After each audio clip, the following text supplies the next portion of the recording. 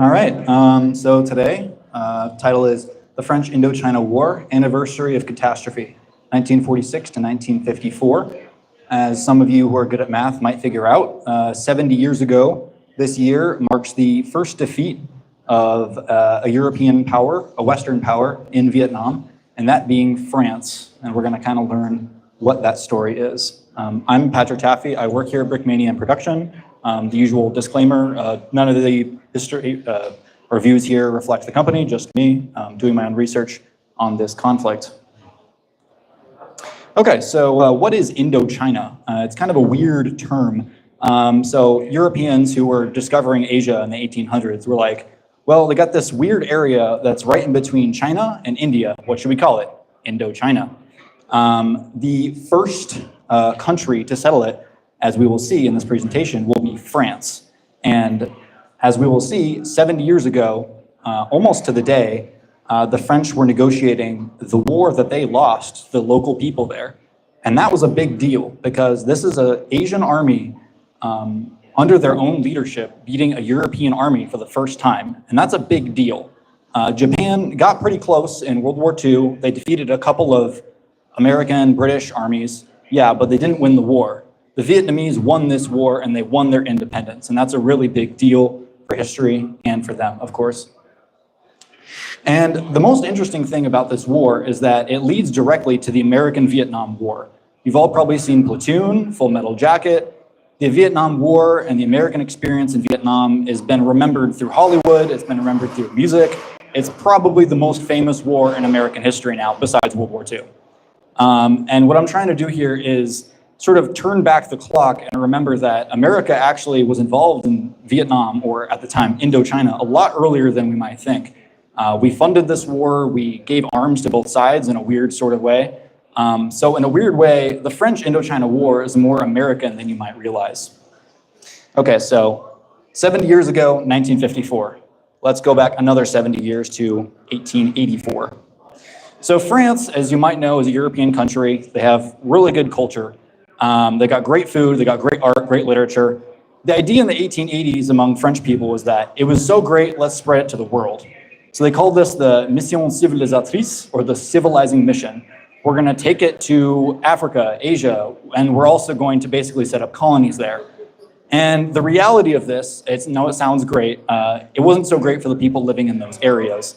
Because really a lot of this was about getting natural resources, getting recruits for their army from those local populations, and converting some people to Catholicism, as we'll see in the case of Vietnam. And this was really important for French people to have this idea as, we're a great power, we're an empire.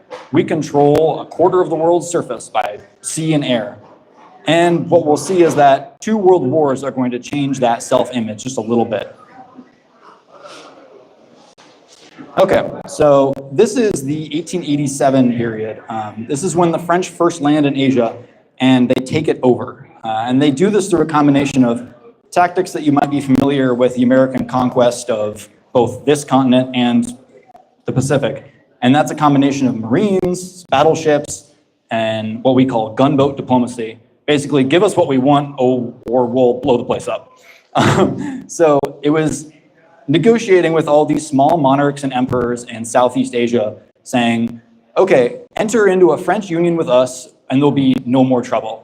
And for the most part, it worked. In this picture here, you can see the French negotiating the end of a war with the Siamese, what we might now call the Thai people. And they did this more or less for 2 decades straight, from the 1860s through to 1887. So at that point, when the French Union in Indochina is founded in 1887, they sort of set up their own little sphere.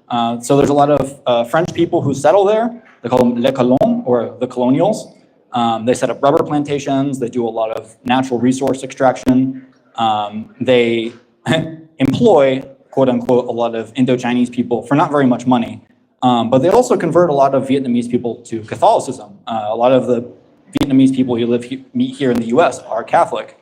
And that's a big deal going forward. So there's already a culture divide inside Vietnam of who is Catholic, who is pro-French, and then who is Buddhist and who is anti-French. So in the year 1900, and this is just before World War I breaks out, The entire Indo-Chinese Union is about 15 million Southeast Asian ethnic people, Vietnamese, Laotians, Cambodians, and they're ruled over by actually a very, very small French army. We're talking barely more than 10,000 French troops. And then they have, again, some of those local Asian troops that are pro-French. And what we see here is the outbreak of World War I. For those of you that are unfamiliar, America was not involved in most of what World War I was. Most of World War I was every empire, every European empire, dragging their colonies, kicking and screaming into a meat grinder in Europe. It's kind of the craziest thing that ever happened was that Germany has an empire, Russia has an empire, Britain has an empire, France has an empire, and they all bring all of these colonial subjects to mostly Western France to fight. And that's what makes World War I a global conflict. It's a clash of empires. And Indochina in this era was no exception. They had I think it was several brigades referred to as the Tirailleurs Indochinois, Indo-Chinese riflemen. So these gentlemen here, they're Southeast Asian ethnically, but they're wearing, critically, the French Adrian helmet and then a French wool garment. So imagine going from the 100-degree heat of Southeast Asia to the 20, 30-degree frigid, wet winter of Western France in World War I. But surprisingly, these troops served with distinction on the Western Front. They fought, I think, every year of the war, 1914 through 18. And then this rifle here is an interesting example of the Indochina history. So this rifle is called the Berthier. It was first invented circa 1890.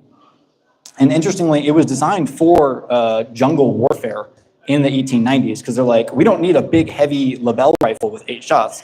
We just need something with 3 rounds, something that has sort of a thin stock, something that your average rice farmer could carry. So this rifle, surprisingly, will serve in World War I with the French army and the Indochinese riflemen. It'll also serve in World War II, as we'll see, and then into the 1950s when the actual Indochina War breaks out. I promise you, we are getting somewhere with this. Okay, so for those of you already familiar with the Vietnam War, you may have heard of a guy called Ho Chi Minh. He's kind of like the George Washington of Vietnamese independence movements, but he's not known by that name yet. That's actually a chosen name. That's a revolutionary name he's not going to take until much later.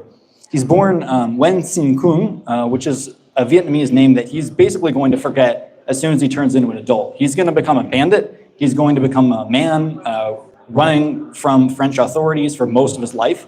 He's going to take on about 50 different fake names. The one we know him best by in the 1920s, so this is again just after World War I, is Nguyen Ai Quoc, so Nguyen the Patriot. He's born in 1890, sort of the height of French power. He teaches himself French Revolutionary history. He knows that France, in theory, is a progressive country that had a revolution way back in the 1700s. He knows that France, theoretically, is pro-human rights, that France has great literature. He loves French literature. He speaks French in addition to English, Russian, and Chinese. Nguyen is quite a brilliant man. He reads a lot, he studies a lot, and critically, he travels the world. Again, partially running from French legal authorities, but he was a sailor in 1910, all the way through World War I, finally settling in, interestingly, he was in the United States in 1914. So he saw Boston, he saw New York City at sort of the rising peak of American power. So he was not anti-American, he was pro-American in a lot of ways, because he came from the jungles of Vietnam, where most of the people were farmers, right? And he saw Boston and New York, and he's like, wow, this is what big industry looks like. This is what an actual working economy looks like. So he has a very pro-American outlook for most of his early life. But he also is very anti sort of empire. He's anti-British Empire and he's anti-French Empire, because he lands in Paris right after World War I.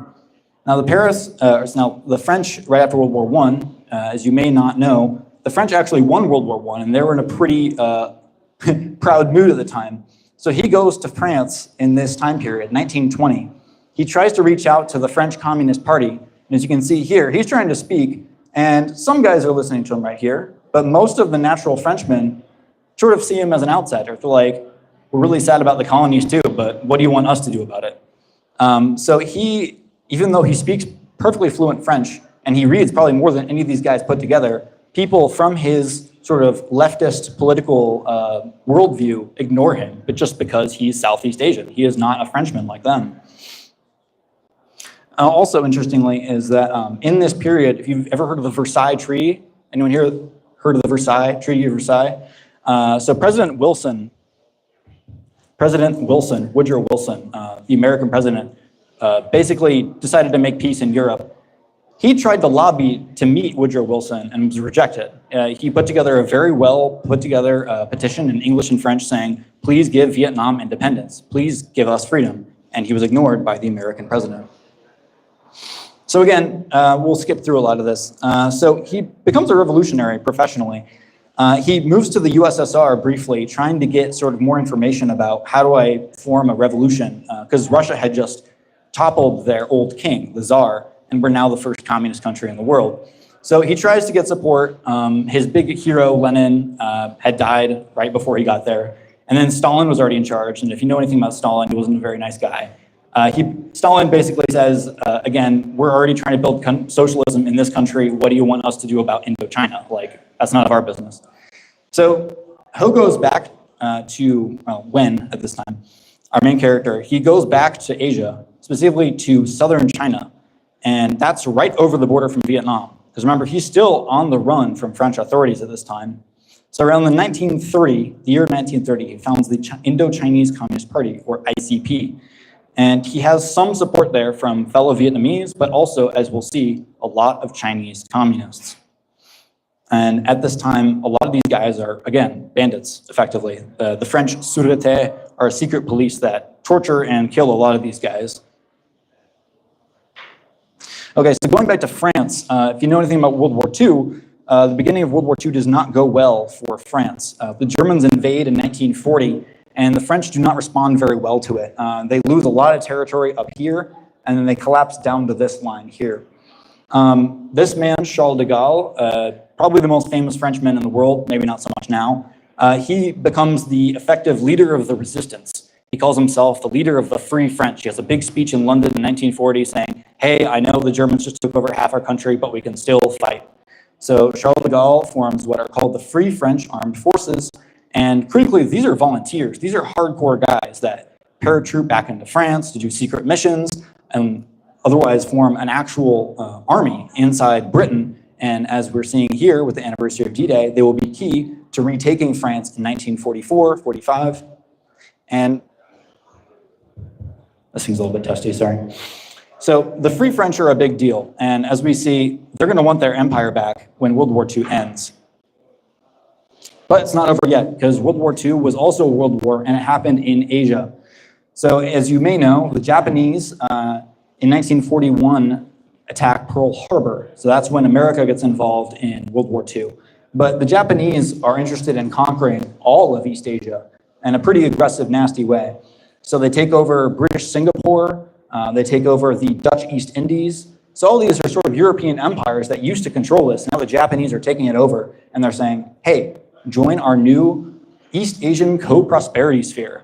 It's a really weird term that they called it, but they're like, Asia for the Asians, let's form this. But basically, it's really just a Japanese empire. Don't be fooled by it. Because the Japanese, if you've seen any movie about Japanese labor camps, they were brutal, not just to Allied prisoners of war, but also to the local population. I was actually in Southeast Asia in the border of Burma and Thailand where they built a railway. Most of the slave labor they used to build that were local Asians. The Japanese enslaved local Asians to build their railway. It was pretty nasty. And the Vietnamese are not going to sit down and take this. But interestingly, the French do to some degree.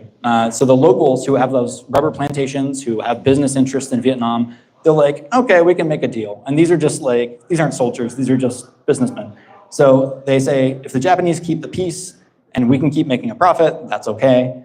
But that's not good enough for the Japanese because they seize power in March 1945 in a more direct coup. The Vietnamese resist this to quite a serious degree. Our main character, Wen, has now chosen the name Ho Chi Minh. There we go.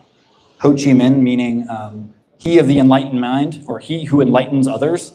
Sort of a humble name, but basically he was the lead of the revolution, and he's like, I'm going to enlighten the people, so I might as well have a cool revolutionary name to go with it. He rebrands his Communist Party as being a nationalist one, a patriotic one, against Japanese occupation. And the Japanese, in addition to taking a lot of slave labor in this period, they also start a famine. The Japanese steal metric millions tons of rice. Rice is the only food that a lot of these peasants have. So I don't have exact figures, but I think up to at least 1 million Vietnamese are under starvation conditions in this period. And Ho critically steals that rice back and gives it to the peasants. And that's really important for establishing his credibility as, hey, I'm fighting for you against the Japanese. Oh yeah, and then he also has this guy, Vo Wen Zap. So that's his number 2 guy. He's dressed like sort of a Western businessman. He was a history teacher. So Vo he taught French Revolutionary history. He loved French history. He was just anti-French. He loved Napoleon. He loved all the great exploits of French 20th century military history. He just hated the French as colonial occupiers. He's like, you guys are cool and all, but get out of my country. So, and then the final wrinkle. I promise we're getting somewhere with this. The OSS. Has anyone heard of the American OSS? It's the forerunner of the American CIA. So these are American guys here. They're a lot taller than the Vietnamese. They actually parachute into Vietnam because they see that these Vietnamese they're pretty serious. If we give them arms, ammunition, training, they could do some serious damage against the Japanese.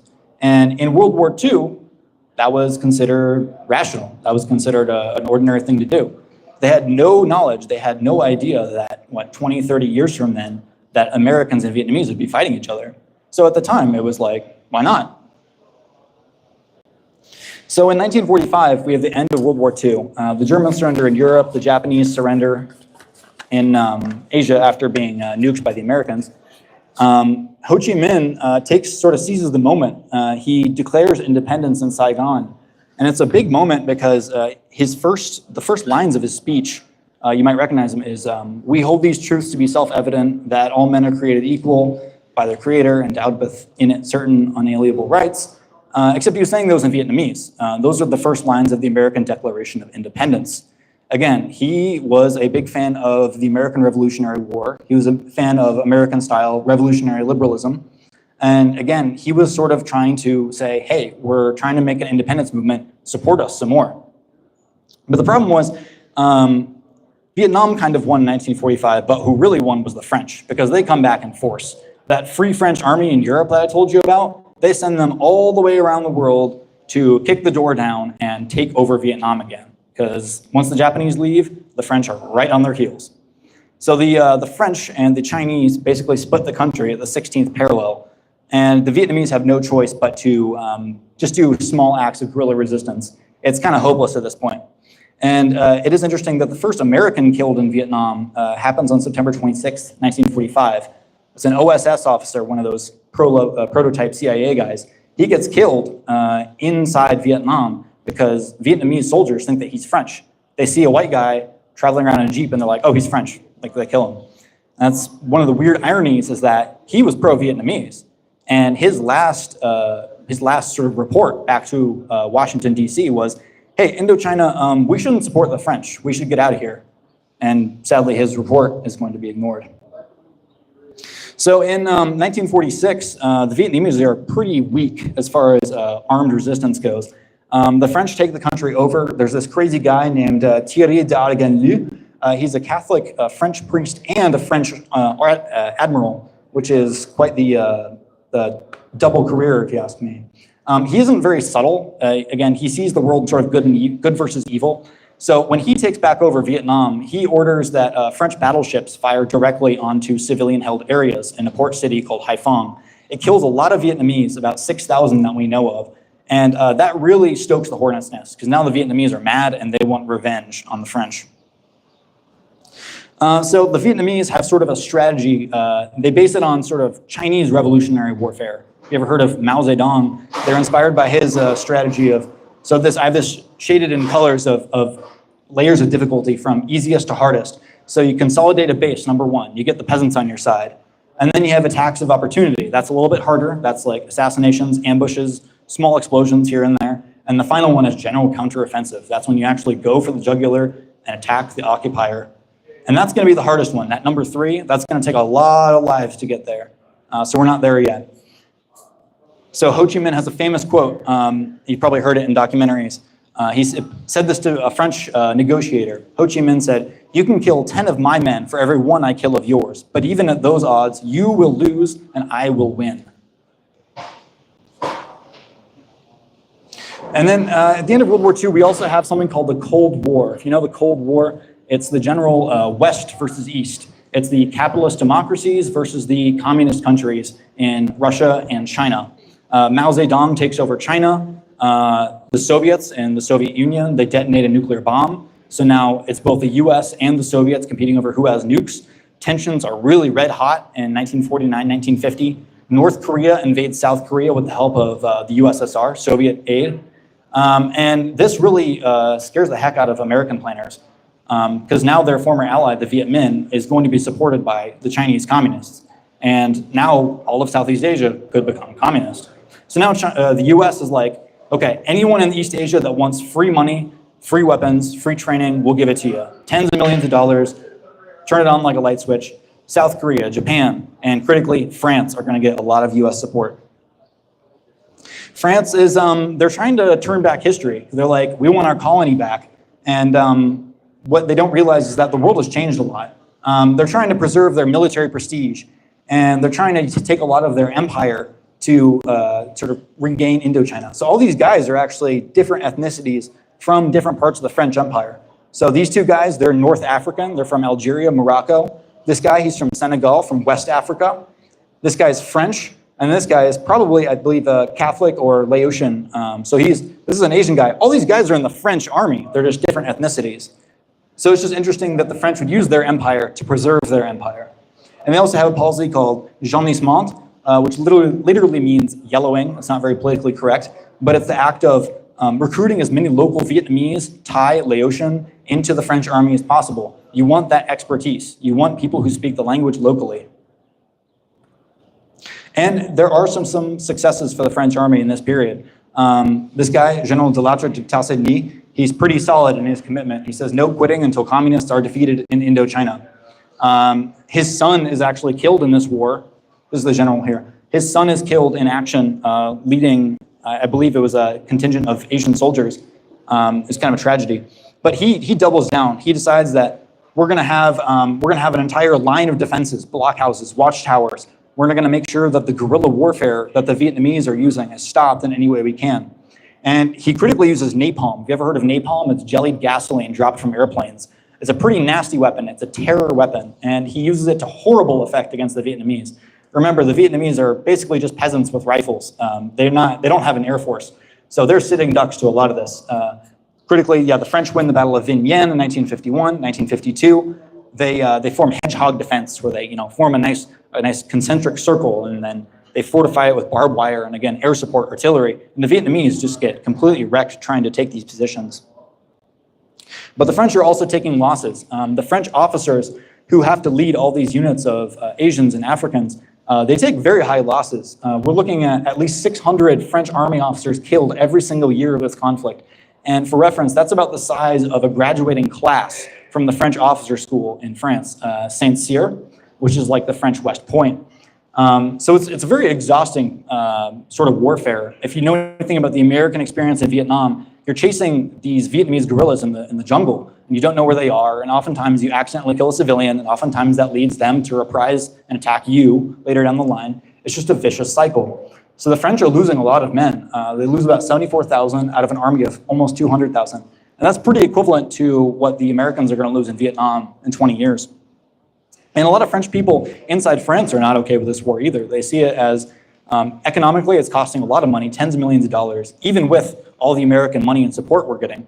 But they also consider it just morally. It's a dirty war. It's just mean. It's just unsustainable on like a moral level.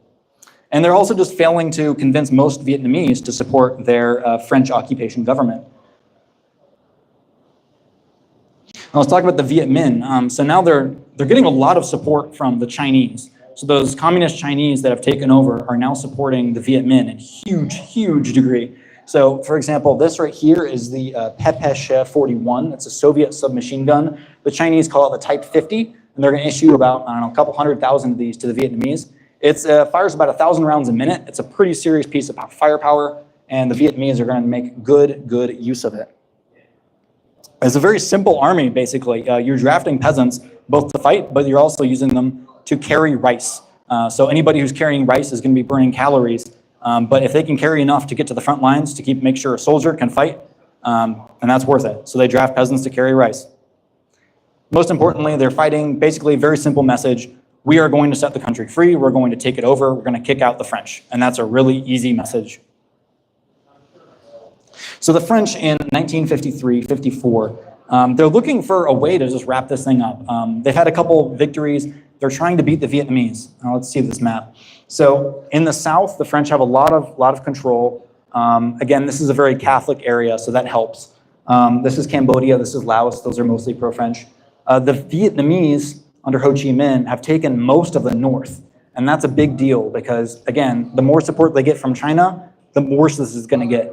So they're like, okay, we got to find a way to protect what we have, protect Laos, protect Cambodia from becoming communist, right? And then we have to cut off the flow of weapons from China. That's really important. And they're also getting a lot of money from drugs, too. A lot of the Vietnamese are selling opium. And where is all of that grown? Right here in the northern highlands or uplands of Vietnam. They are going to try and seek a decisive battle, trying to beat the Viet Minh, one last big battle royale. And again, time's running out. The French public aren't crazy about this. The American President Eisenhower administration is saying, hey, either declare, give these people independence, stop communism, whatever you have to do, just wrap it up. Because we've been funding this thing and trying to find a finish. So this becomes the famous Battle of Dien Bien Phu. This is going to be the last major battle, and it's sort of like the Vietnamese version of Yorktown, if you know the American Revolution. So it starts in November 1953 with the French dropping in as a part of Operation Castor. It's the largest airdrop since the end of World War II. The initial airdrop is approximately 12,000 French Foreign Legion, and then the various North Africans and Asian troops, just dropping them into this massive valley. And they're going to set up that hedgehog defense. We're going to set up barbed wire. We're going to make basically a castle in the middle of this valley. And they even drop in tanks and artillery, M24 Chaffee tanks, US tanks. They're going to drop them in pieces, airdropping in an entire tank, can you imagine? And then assembling it on the ground like you would in Detroit. But the problem is, once they've landed in the valley, the Vietnamese know right where they are. So they've lost all element of surprise, and any initiative has been handed over to the enemy, and that's not a good thing. And then quick topographical view, this massive valley here, let's see, it's 12.5 miles by 3.5 miles. It acts as a great landing strip. You can still land a jet plane here today. So it's great logistically for dropping a lot of stuff in, but once you're in this big bowl, you got these mountains looking down on you. See that? They looked at the mountains and they're like, there's no way the Vietnamese are gonna climb those mountains, right? Well, we're going to see about that. They take some of the heights. They don't take the highest mountains, but they seize a lot of this high ground, and they're going to set up their hedgehog defense.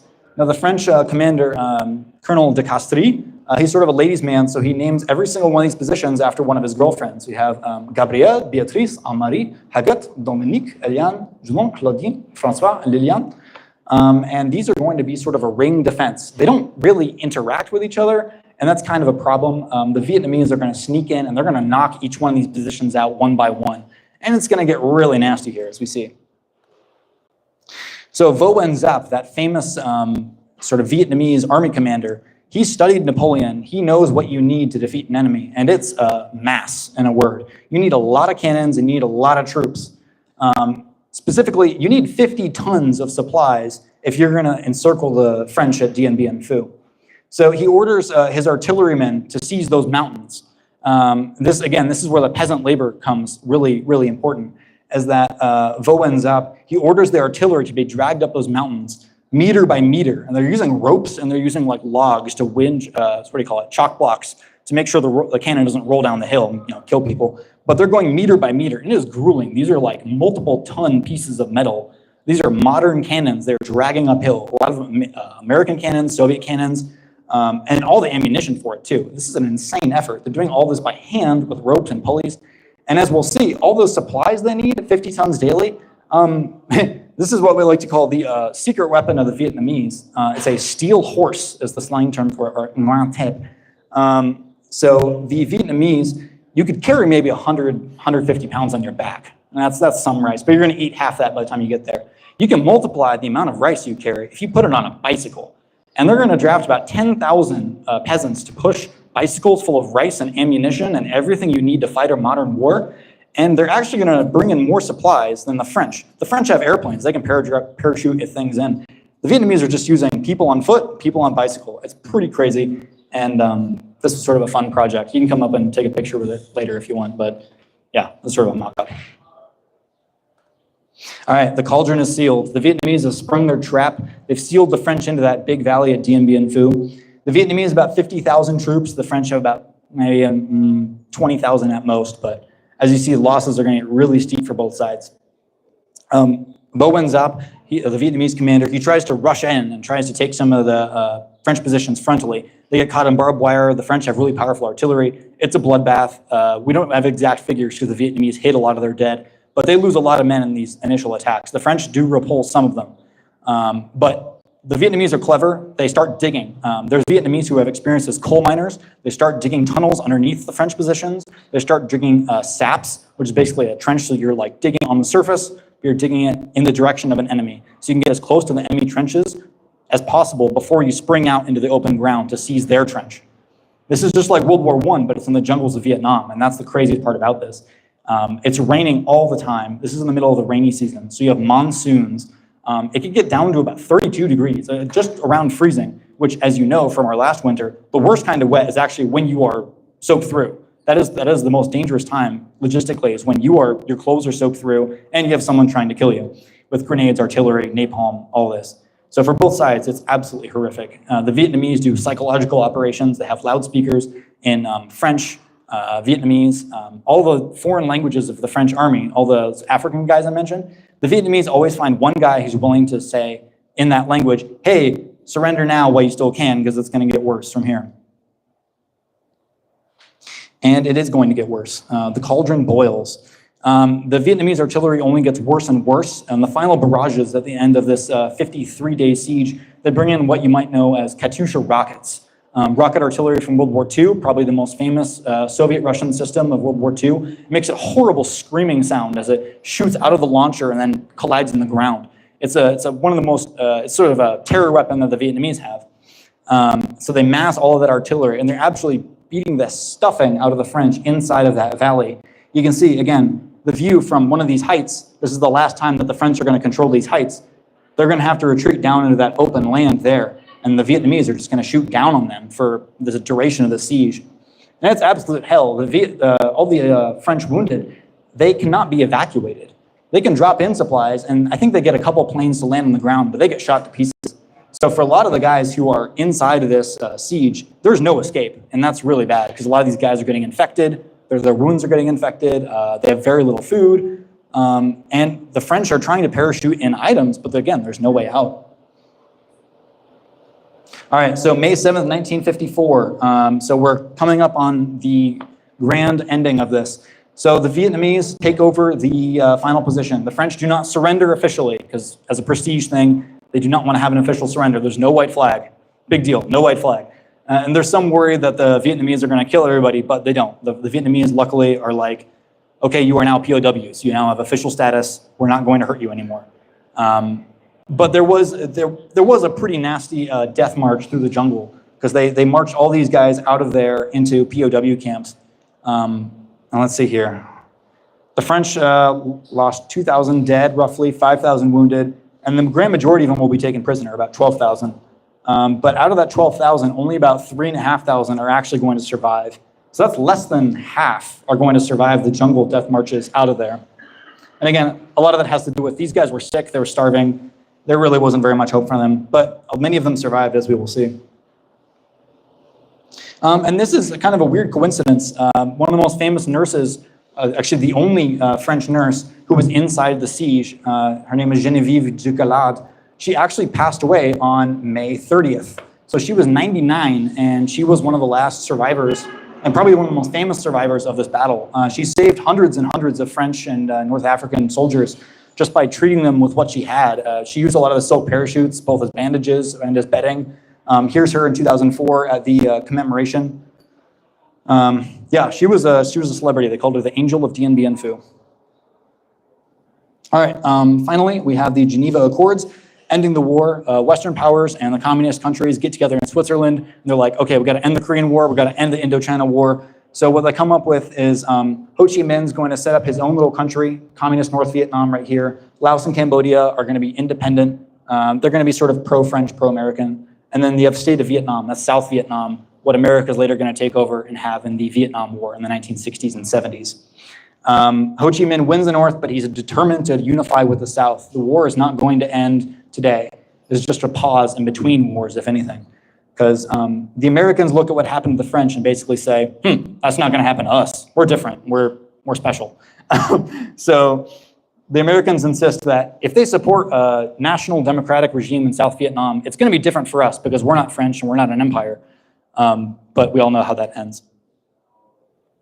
Okay, media recommendations real quick. If you know Ken Burns, watch his Vietnam War series. It's really good. You can probably get a bootleg copy or just buy the DVDs. And then this is kind of hard to get. Pierre Schoendorfer, he was a cameraman who survived the Battle of Dien Bien Phu. He basically reenacted it full size in 1992 for his own movie called Dien Bien Phu. And it's probably one of the craziest war movies I've ever seen. They use a lot of live ammo in a lot of the shots.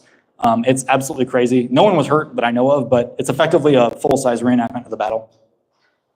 Okay, real quick, Q&A. Anybody got any questions before we go into gear and stuff like that? Anybody? Okay. Cool. So uniforms. The French are really good with sort of experimenting with camouflage. They have something that they call, it's a tiger stripe? TAP? Yeah. No, lizard, sorry. Anyways, so the French army actually adopts camouflage before the American army does. The American army is still wearing the green bean uniform all the way through the 50s and 60s, whereas the French paratroopers here are actually looking like guys out of the 80s because they're wearing camouflage. Look at these boonie hats. They look really, really suave. And then they also have sort of a designated jungle or hot weather uniform. So this is a bush hat they'd wear. This is a M47 uniform. It looks a lot like the American M43, which it is actually a direct copy of, just a much longer cut, very elegant. Remember, the French are very stylish. They're like, sort of a flattering silhouette. They have a classic beret. So the French Foreign Legion, all those crazy guys that were in Dien Bien Phu, were wearing this. And then you got a side cap, a fourragère. And then these are double buckles. They call them the Ranger, naming them after American Rangers who wore double buckles in World War II. Basically a French copy of the American, much like the jacket. And again, with the rifles, got the Berthier. Both sides use these all the way through the war. It's pretty crazy. It's an 1890. A rifle designed in 1890 was still being used in the 1950s by both the French and the Vietnamese. And then you have the Palladiums, probably the most famous example of private purchase footwear. So this is basically a battle sneaker. And funnily enough, the French sneaker is still being made in Vietnam today. Sort of a miracle of globalism there. And then the Vietnamese often wore something like that too. You see this guy's wearing his own sort of like, I don't know the Vietnamese term for it, but yeah, again, it's basically a canvas sneaker. And yeah, very sleek khaki silhouette. They had pith helmets to repel rain, sun. It's hot and wet in Vietnam. You need protection from both. And again, that guy's got the classic PPSH, that Russian submachine gun right here. A lot of firepower. Cool. I think with that, that is a wrap.